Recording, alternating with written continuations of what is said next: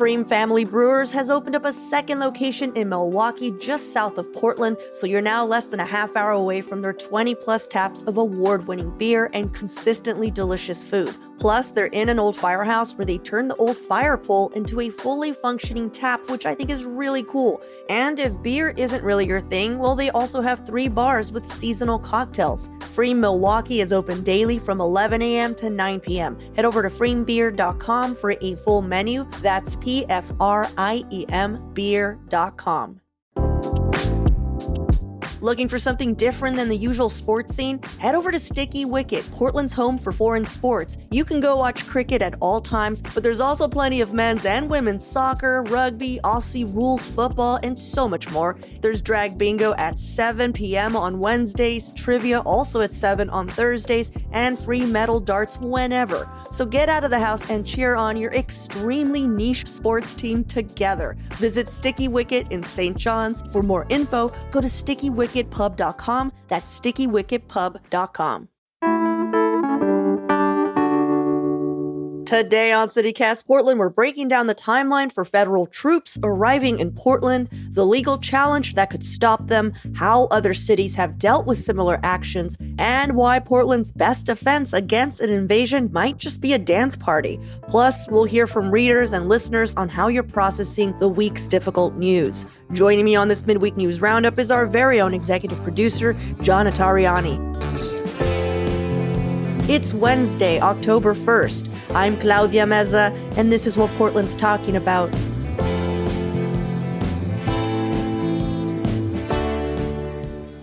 Welcome, everyone, to our midweek roundup. John, thanks for joining me this morning. Well, hello, Claudia. How's it going?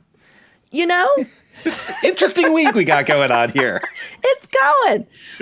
Today is a day we look at some of the stories we might have missed out late last week or over the weekend.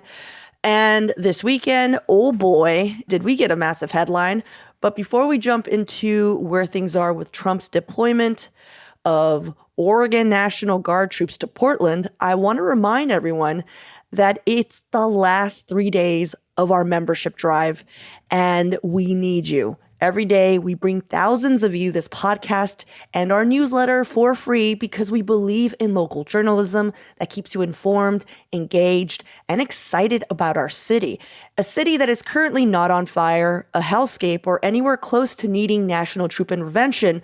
But that doesn't mean that local news still doesn't need more neighbors to step up and support it. If CityCast has helped you be the most informed member of your friend group, which I know it has to some of you because you tell me, please consider becoming a CityCast Portland neighbor today at membership.citycast.fm.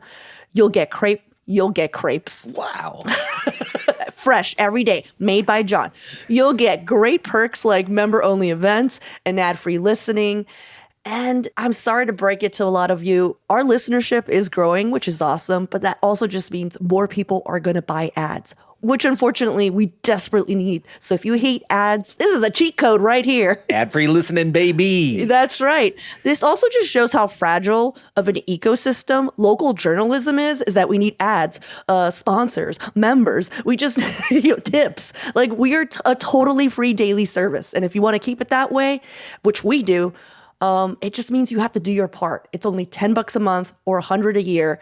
If you have the means, please, membership.citycast.fm, and you get a sweet Neighbors Make Portland tote bag. Don't wait. We don't have that much time.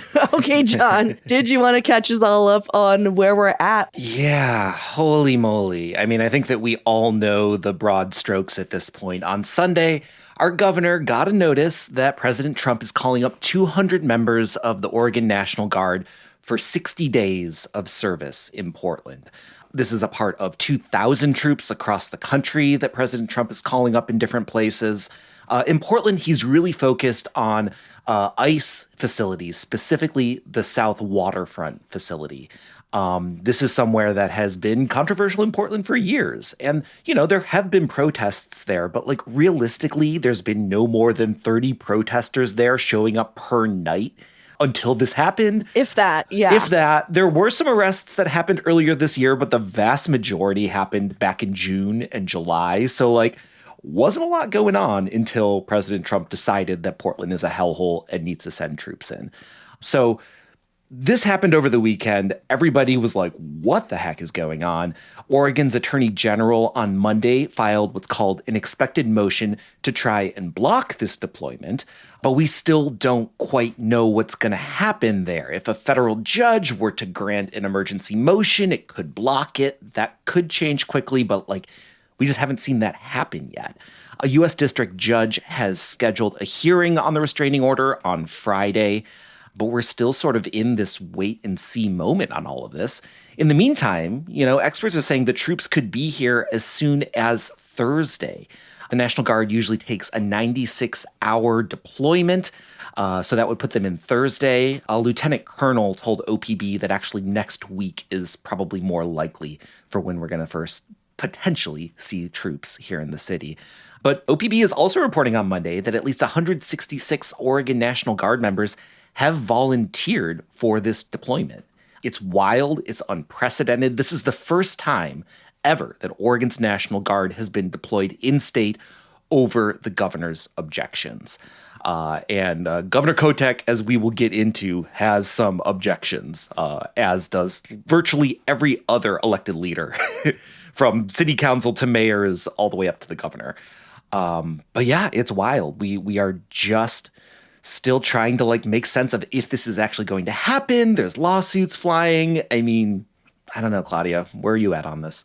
I don't know if it's just complete coincidence, but I did think it was strange that Trump decided to announce the troop deployment. I know he's been threatening us with it for a few months now, but it happened immediately after Mayor Wilson and City Council announced they were going to issue a land use violation notice to the government over the ICE facility, breaking the max 12-hour hold restriction they have. And I thought, I'm sure that's part, but I just thought it was odd. But also, I didn't know this. Oregon U.S. Senator Ron Wyden has been pressing the U.S. Treasury Secretary to release Epstein's financial files. Wyden has been, I don't know if people know this, he's been investigating Jeffrey Epstein's financial transactions for years.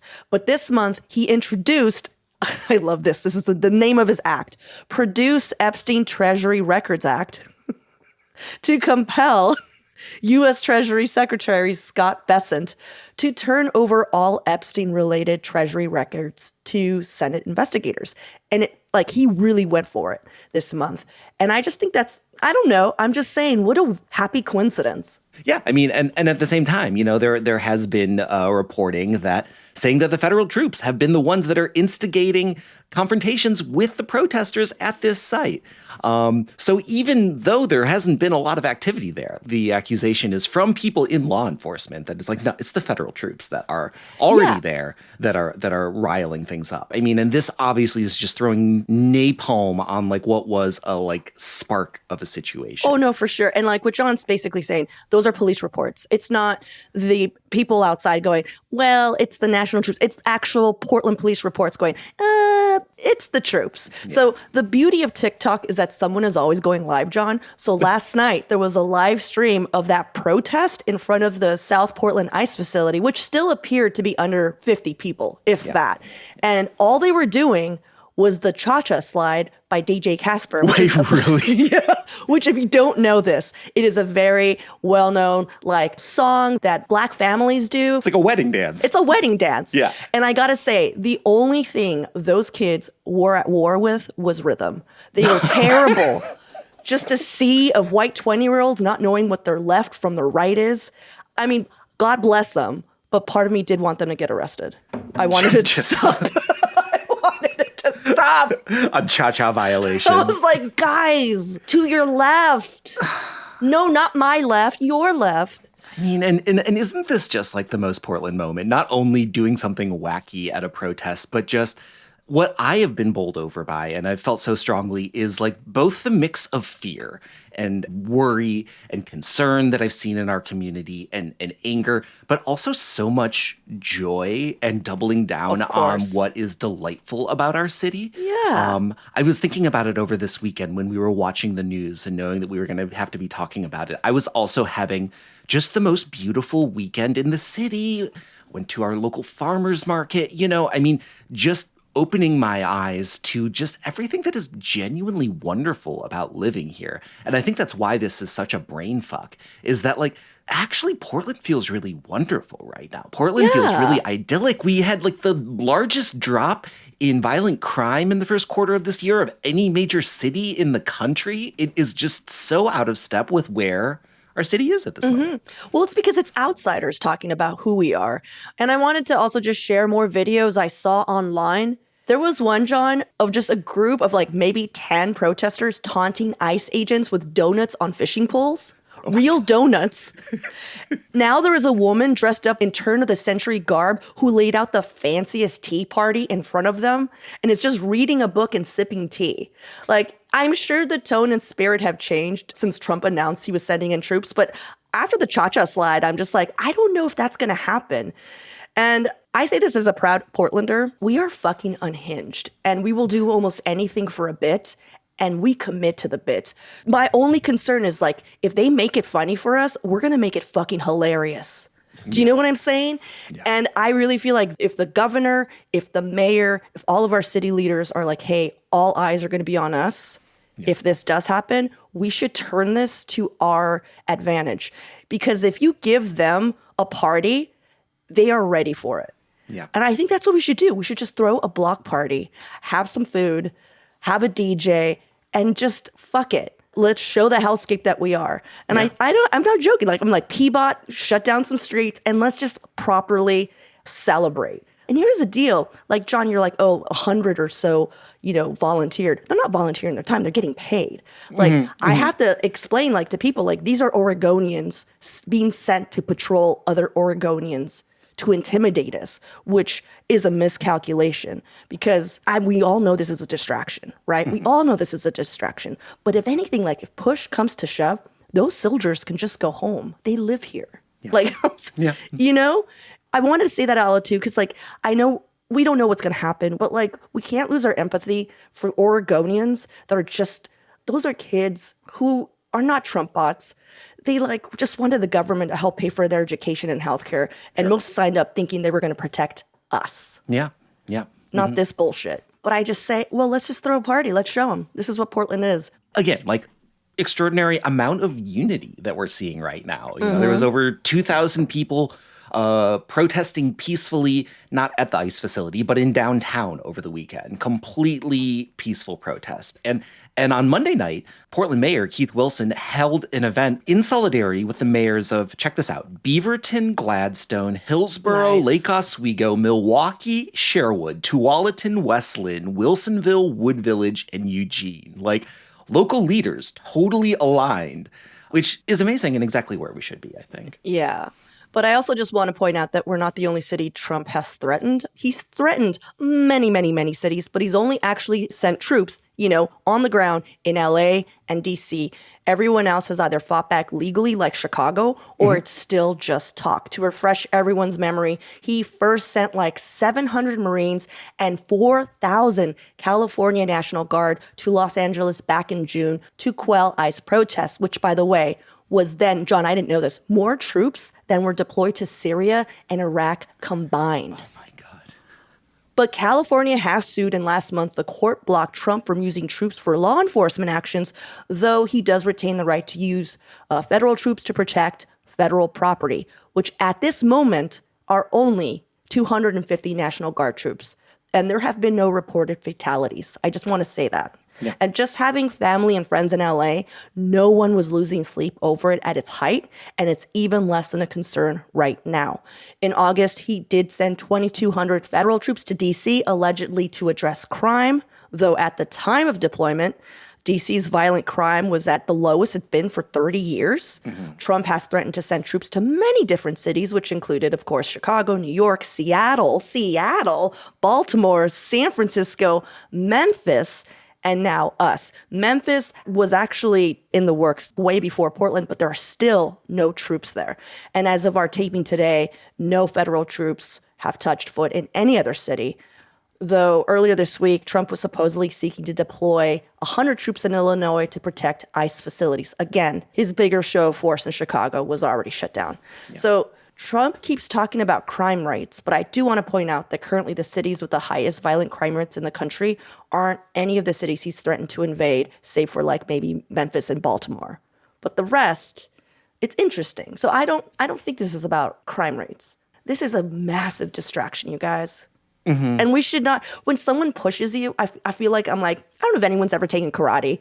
So, everyone is a child because you watch Karate Kid and you're obsessed like I was. But when somebody pushes you, you could either push back or stand really strong, or you can move the fuck out of the way. And I think we need to just move out of the way, because you push back, that's what he wants. He wants a distraction. Mm-hmm. And I just say we have a good party and we discuss, where are these files? Where are these Epstein files? Lots of line dances to learn cha-cha slide. There's so many. There's the Cupid Shuffle. What came into my mind was the Super Bowl Shuffle, which I don't even know if that's a line dance. The Super Bowl Shuffle. There's the good old electric slide, which I feel like everyone should know. It's a classic. Mm-hmm. The Super Bowl Shuffle, is that like a made-up dance? No, it's a real dance.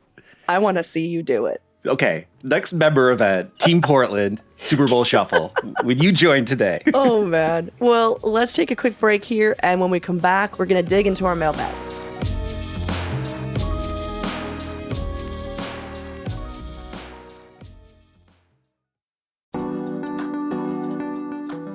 Traveling after Labor Day might be a cheat code because trails and beaches are less crowded and we're past all those scorching hot days. So if you're looking to explore a bit more of Oregon before the rains come, skip Airbnb and Vrbo and hit up Cascadia Getaways. They're locally owned and operated by Oregonians who love this state as much as you do. Plus, they're on average 5 to 15% cheaper than most of these larger vacation rental platforms. They've got stunning homes across Mount Hood, the coast, Central Oregon, and more. And if you're currently in the market for someone to manage your vacation property, Cascadia Getaways is always looking for local partners. Whether you choose to book with Cascadia Getaways or another property manager, remember just to book direct, book local, save money. It's a win-win. Visit CascadiaGetaways.com to book your next trip or connect with their team. That's CascadiaGetaways.com. October is here, and so is the return of chilly air seeping into your home. So if you still have old, creaky, or cracked windows, Window Nation has some pretty cool sales and promotions going on right now. Like this month, the more windows you buy, the more you can save, from 30 to 50% off your total project. There's also no limit to how many windows you replace, and your total price includes 1-day installation. Plus, you could celebrate your newly upgraded home with 2 free tickets to an upcoming Portland Thorns game and a pair of 2-day Icon Session passes. So get started on your free estimate before October 31st to save big on your replacement windows. Schedule a fast free estimate now with the pros at windownation.com. That's windownation.com. License number OR 249065.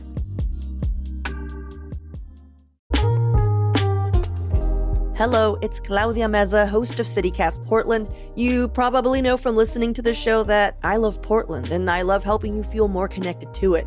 But the only reason this show works is because of you. You tune in because you're genuinely invested in the local conversation. And if I had to guess, I'm thinking you're someone who shops local whenever possible. You've probably signed a petition or two to help out your neighbors, and I wouldn't be surprised if you're carrying your library card right now in your wallet. If this sounds like you, I'd like to invite you to join CityCast Portland Neighbors. Our membership program is designed to help folks like you who care about our city engage more deeply with life here. You'll get invites to member-only events like happy hours, insider tours, and volunteering opportunities. You'll also get a curated weekly roundup of the best things to do in the city and the chance to share what you love about Portland on our podcast and newsletter. Plus, your membership directly supports the people making this podcast so we can keep bringing you the local stories that matter.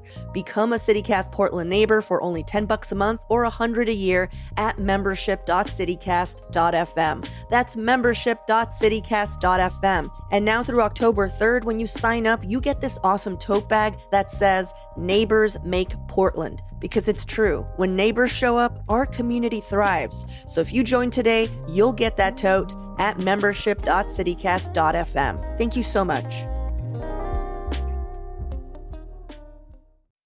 All right, John, it's your turn now. It's my turn to pitch. Yes, so we are, as we all know, in the final days of our fall membership campaign. Claudia, originally I was going to come in and talk about the tote bag in this break.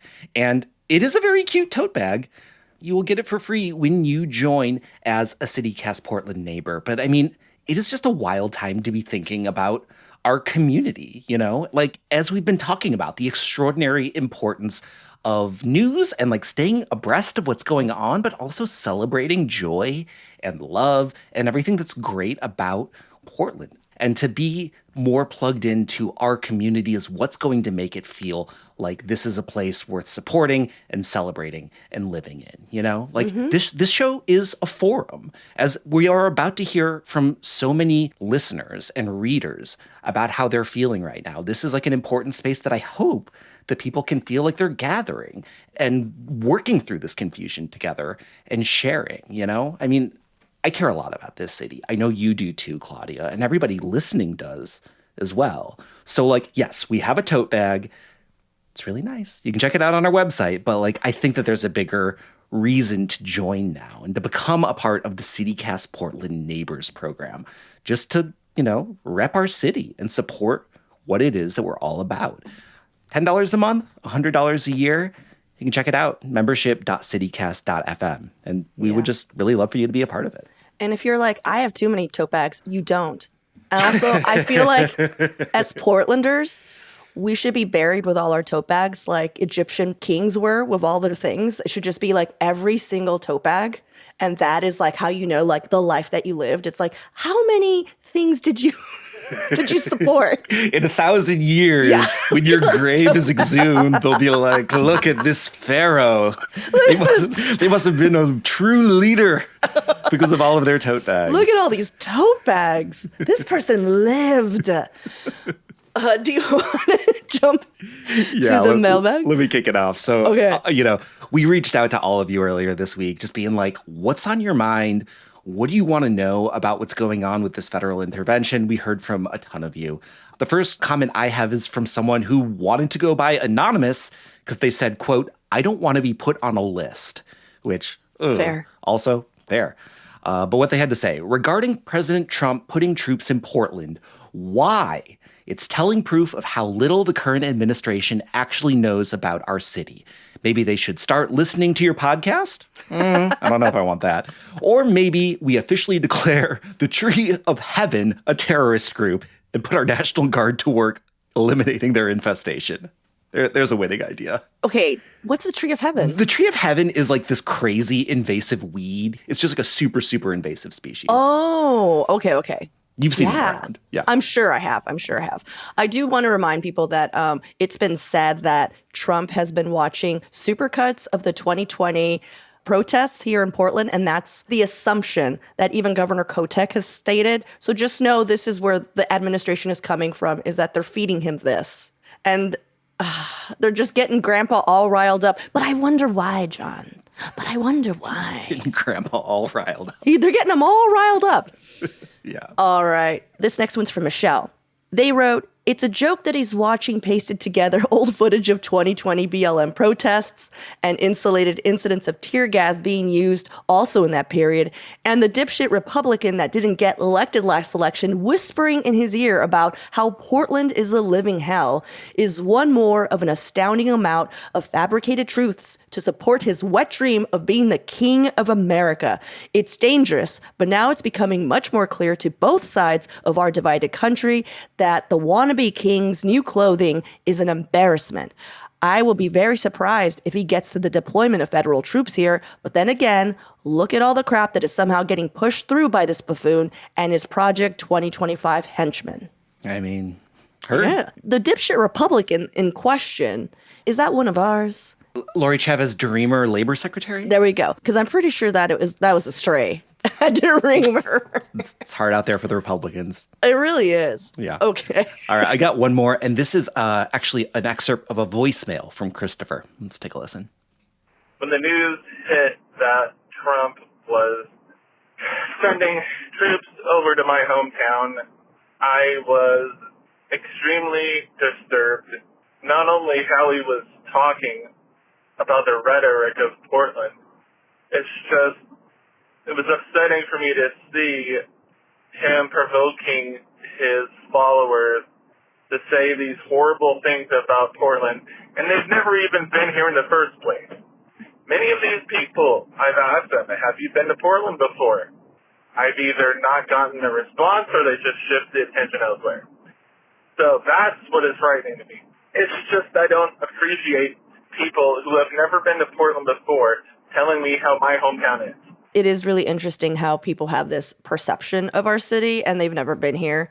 I also want to say that we did get a few, which we will not be reading out loud, a few good. I hope that Trump cleans up this disgusting town. And I'm like, what Portlander would write that? Yeah. And like realistically, we are not always rose-colored glasses, no pun intended. Like we've had plenty and will continue to have plenty of deeply critical things to say about our city.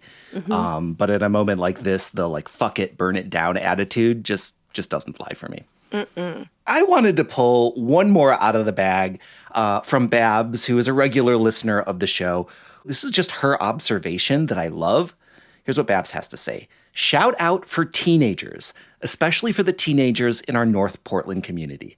Around our neighborhood, I see a teen checking in on and helping his grandparents. A coworker tells me about her daughter starting a feminist club at Roosevelt, complete with a bake sale fundraiser.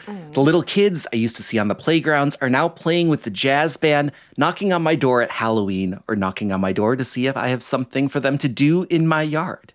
I just love that message and that idea of just like, fuck yeah, the kids are all right. The kids are all right. Yeah. For sure.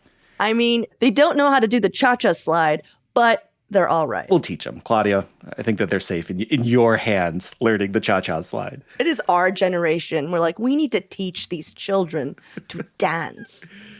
Well, before we get out of here, I did just want to take 1 second to thank the new members that have joined the CityCast Portland Neighbors program in the last couple days.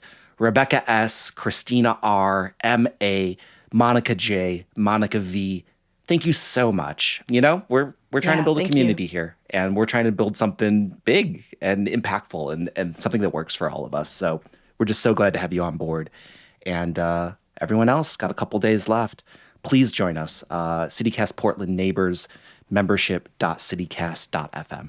Yeah, and take care of yourselves out there. I know this is our reality, but other people do not have to dictate how we perceive ourselves or how we react. And I just want all of us to keep that in mind as the days go on. Yeah, you know, Claudia, in the words of a brilliant man, right foot, let's stomp. Left foot, let's stomp. Cha-cha now, y'all. All right. The fact that you said it so seriously, I was like, what? I was like, oh, this must be like a Confucius quote. Oh, gotcha. It's the cha-cha slide. Stupid. Thank you, John, so much. And everyone, thank you so much for listening. Yeah, thanks, Claudia.